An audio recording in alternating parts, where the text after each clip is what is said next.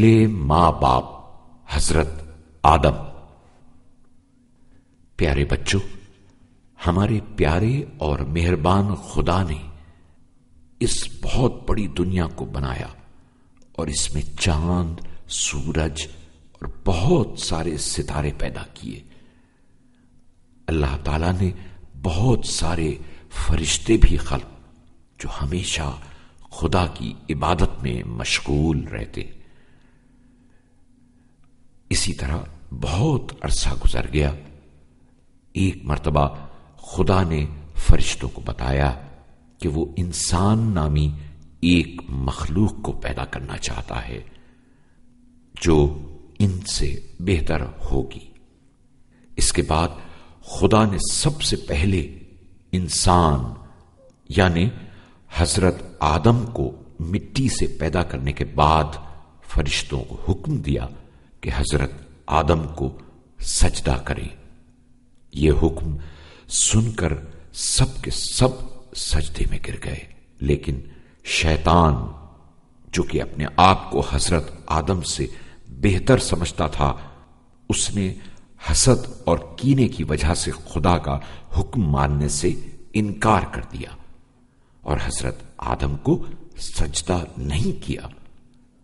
خدا نے اس سے سجدہ نہ کرنے کی وجہ پوچھی تو تکبر کرتے ہوئے کہنے لگا، میں اس سے بہتر ہوں کیونکہ تو نے مجھے آگ سے اور اسے مٹی سے پیدا کیا ہے۔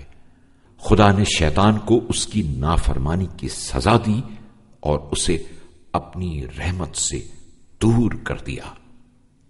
اس کے بعد حضرت آدم علیہ السلام اپنی زوجہ بی بی حوا علیہ السلام کے ساتھ جنت میں ہنسی خوشی رہنے لگے۔ جنت کی تمام نعمتیں ان کو حاصل تھیں۔ خدا نے حضرت آدم سے کہہ دیا تھا کہ تم ہمیشہ اس پرسکون اور آرام دہ جگہ پہ رہ سکتے ہو، لیکن ایک درخت کے بارے میں بتایا، اس کے پاس نہ جانا کیونکہ اس کا پھل تمہیں جنت سے دور کر دے گا۔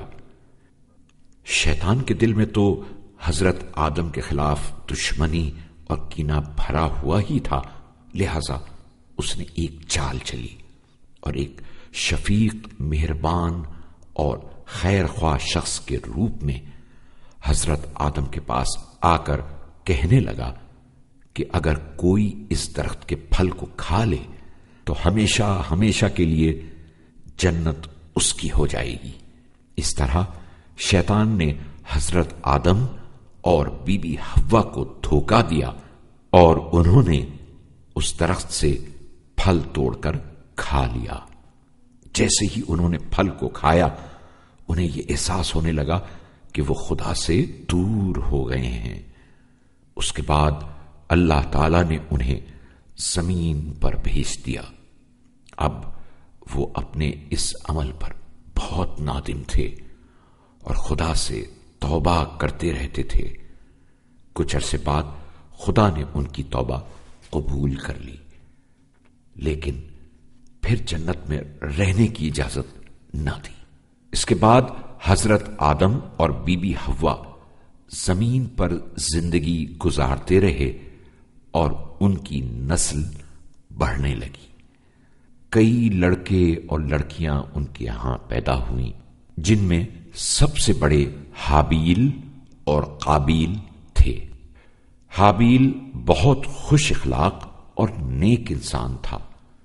وہ اپنے بابا حضرت آدم کی بہت عزت کیا کرتا تھا، اسی لیے حضرت آدم نے اسے اپنے خاندان کی سربراہی کے لیے منتخب کیا ہوا تھا۔ قابیل اس انتخاب پر سخت ناراض تھا اور وہ اپنے بھائی سے حسد کرنے لگا تھا۔ اس نے اپنی ناراضگی کو چھپایا بھی نہیں۔ حضرت آدم نے بہت کوشش کی کہ اسے سمجھائیں، لیکن کوئی کامیابی نہ ہوئی، یہاں تک کہ ایک روز جناب آدم نے انہیں مشورہ دیا کہ دونوں اللہ کی راہ میں ایک قربانی پیش کریں۔ جس کی قربانی خدا نے قبول کر لی وہی باپ کا جانشین ہوگا۔ حابیل مویشیوں کی دیکھ بھال کیا کرتا تھا، اس لیے اس نے قربانی کے لیے بہترین اونٹ کا انتخاب کیا، جبکہ قابیل کھیتی باڑی کیا کرتا تھا، لیکن اس نے گندم کی چند سوکھی بالیاں اٹھائیں اور حضرت آدم کی خدمت میں پیش کر دیں تاکہ دونوں کے تحفے خدا کی بارگاہ میں پیش کر دیں۔ حضرت آدم نے قربانی پیش کی تو اللہ تعالی نے حابیل کے خلوص کی وجہ سے اس کی قربانی کو قبول کر لیا۔ قابیل کو جب یہ معلوم ہوا تو وہ بھڑک اٹھا اور غصے میں ان لوگوں سے دور ہو گیا۔ شیطان جو حضرت آدم سے دشمنی پر تلا ہوا تھا، اب ایک نیا بہانہ لے کر قابیل کے پاس آیا اور اسے بھائی کو قتل کر دینے کا مشورہ دیا۔ قابیل نے فوراً بھائی کو قتل کرنے کا ارادہ کر لیا تاکہ بھائی کی موت کے بعد وہ خود باپ کا جانشین بن سکے۔ حابیل نے اسے بہت نرمی سے سمجھایا اور اسے خدا کی طرف دعوت دیتے ہوئے کہا کہ شیطان کی باتوں پر کان نہ دھرے، لیکن قابیل کی تو عقل پر دشمنی اور حسد کے پردے پڑے ہوئے تھے۔ اس نے بھائی کی نصیحت کو قبول نہیں کیا اور باپ کی نگاہوں سے چھپ کر حابیل پر سوتے میں حملہ کر کے اسے قتل کر دیا۔ قابیل بھائی کو قتل کرنے کے بعد وحشت زدہ ہو گیا۔ اس کی سمجھ میں نہیں آ رہا تھا کہ اب باپ کو کیا جواب دے۔ اس نے بھائی کی لاش کو اٹھایا اور وہاں سے چل پڑا۔ وہ حیران پریشان تھا کہ بھائی کے جنازے کو کہاں چھپائے۔ اسی دوران اس نے ایک کوے کو دیکھا جس کے منہ میں اخروٹ دبا ہوا تھا۔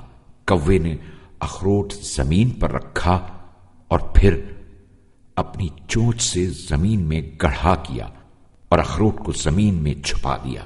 قابیل نے کوے کی حرکات کو غور سے دیکھا۔ قابیل نے کوے کی حرکات کو غور سے دیکھ کر کچھ سوچا اور پھر کوے کی طرح اپنے بھائی کی لاش کو زمین میں دفن کر دیا۔